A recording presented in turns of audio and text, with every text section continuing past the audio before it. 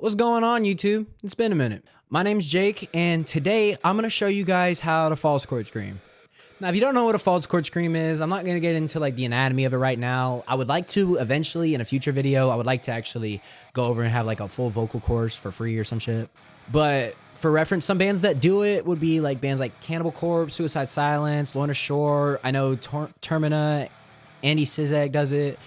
But that's kind of what a false chord scream is. And if you want to hear an example of that, it's basically, normally you hear it as like a low growl, and that sounds like, yo! And I'm going to show you how to do that today, or at least I'm going to show you a few different methods that you can use to help achieve that sound. A few things before we start. For one, I am not a professional vocal coach, so take everything I say with a grain of salt. That being said, I've been doing this particular style of scream for 8 years. I started in 2017. It's 2025 when I'm recording this. And I've never hurt myself through the literal act of screaming. I've hurt myself through like not taking care of my voice and over projecting, but the literal technique has never hurt me. So I like to think I know what I'm talking about, or at least I like to think I know what I'm doing. Number two, warm up. Now I know warming up is a pain in the ass, but if you're gonna be doing this for any extended period of time, you should at least warm up for like 5 minutes at the very least, like ma ma ma ma ma ma ma ma ma ma ma, stuff like that. Like I said, if you're going to do it for an extended period of time, if you're going to do it for a show, or if you have like an extended car ride, for the love of God, warm up. It's either that or you're not going to have a voice the next day. And I'm pretty sure you probably have work or another show, or God forbid you have another long car ride and you can't scream your head off. That being said, let's just jump straight into it. The first thing I'm going to show you guys is not the most detailed method. It's not really the most recommended method, but it's the method that taught me how to scream. Now, I'm sure if you're here, you've probably already seen the Hungry Lights video, his 10 different techniques, which that video is outdated by this point. But the third technique I think he talks about, where he talks about how he achieved his low screams, was to imagine that you're a big old dog, like a pit bull or Rottweiler, something with a really deep bark, like row, row, row, row, row, row, row, row. That's literally how I learned how to false chord scream, and I learned it in 2 seconds. That being said, not everybody wants to bark like a dog, or not everybody learns through imitation like that. That's fine. If that method doesn't help you, then we'll move on to the next one. So method number 2, is a little bit more detailed. It's a tried and true method in the vocal community for a reason, because it is very helpful. It works. And that's the sigh method. So what do I mean by the sigh method? Well, let me put it into context. So imagine you're 12 years old and your mom told you to go clean up your room and you just really don't want to do it. You're just like,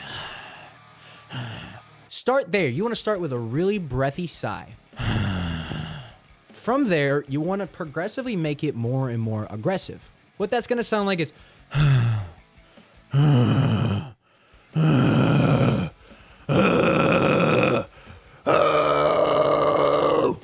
now, you're not going to sound that refined, that tuned in. You're not going to sound as good as that whenever you first start. What you're more likely going to sound like is probably going to be like,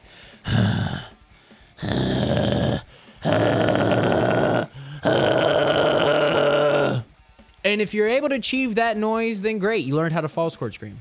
It's as easy as that. One thing that you don't want to do whenever you're doing that is you don't want to tighten up here. So whenever you're doing that, you don't want to be like, you don't want to be doing that. If you want to think about tightening up something, tighten up your core, tighten up your diaphragm. Chris Lipe, he has a great way of putting it, is to imagine that you're lifting something very heavy, but you're still able to talk like very easily. That's engaging your diaphragm. That's helping with your breath support. That's helping you stay more centered, as I like to think about it. Basically, you're staying more in control. If you're tightening up here and it hurts to talk or even hurts to make noises, or if it's difficult, then you're kind of doing it wrong. So try that out. Try that a few times. If it works, cool. If it doesn't, then you can always move on to the third method that I'm going to show you. This is a bit of a newer method that I found, and honestly, I think it's a pretty cool method, so I'm going to show you guys. So for this one, I need you to use your imagination again. Imagine you're in an elevator and you have some saliva or some mucus in your throat and you really want to get it out, but you don't want to be rude. So, you try to clear out like, Before we go any further, what you don't want to do is you don't want to cough. You're not doing or that is really harsh on your vocal cords. It has too much of I think it's called a glottal attack. Basically, you're hitting your vocal cords too hard. You want to keep it simple, soft.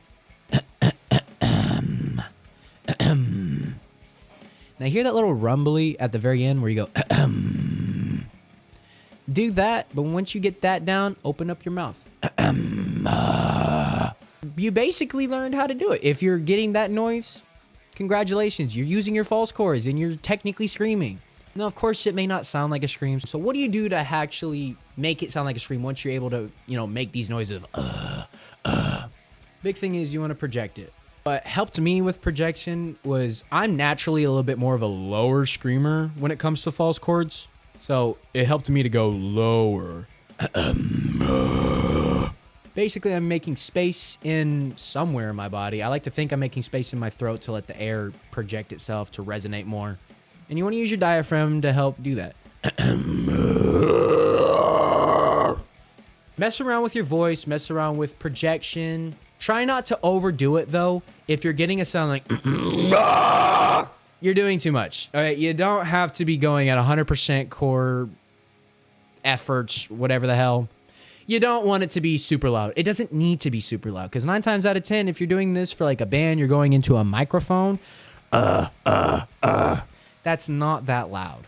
And I'm not saying that your screams should be quiet. Your screams shouldn't be quiet. They should be heard, but they don't need to be like 106 decibels. You don't have to be sweating all the time. You don't have to look like you're about to excrete demons out of your throat. Nice, simple, cool, calm.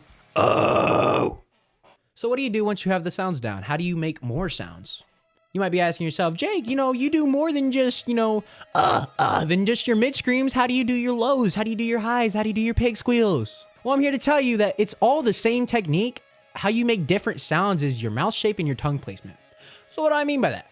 Well, say you want to do a low scream. One thing that helps me differentiate between the two is if I want to go low, I think of yo. Open up down here. Make sure everything's open. You want to sound like a big giant before you even start screaming. Once you get like that kind of thing down, start doing it. Yo, yo, yo. Open up more. Yo, yo, yo. And, tongue placement, mess around with it, and you can go even deeper. Yo, yo, yo, yo. Say you want to go the opposite of that. Maybe you're not a low screamer. Maybe you want to go high like Mitch Lucker. Instead of yo, think yeah. Yeah, yeah, yeah, yeah. If you want to go even higher, don't be afraid to show your pearly whites, or in this case, your Goldilocks yellows. Don't be afraid to get all nasally up here. It's okay to sound stupid when you're learning these things. So what that sounds like is like, yo, yeah, yeah, yeah, yeah, yeah. Again, don't squeeze too much. If it hurts, stop. Take a break. Come back in a few hours. Come back the next day. And that's basically it. Few things I want to touch up on before we go is, I'm sure you've heard it before. If you found this video, you've probably watched a few other YouTube videos. Of course, if it hurts, you should stop what you're doing, take a break, go drink some water, come back in a few hours. If you've hurt yourself, come back in a day or two, let your voice rest. You don't want to do this when your voice is hurting, because then you're just going to screw your voice up more. Now, one thing that I do want to touch up upon that I've experienced, that I know a lot of other vocalists have experienced, is while you can make the noise and it doesn't necessarily hurt, it might be like a tingly or a burning sensation in your throat. Well, I'm not too sure what that is. As far as I know, that's okay. It'll go away with time.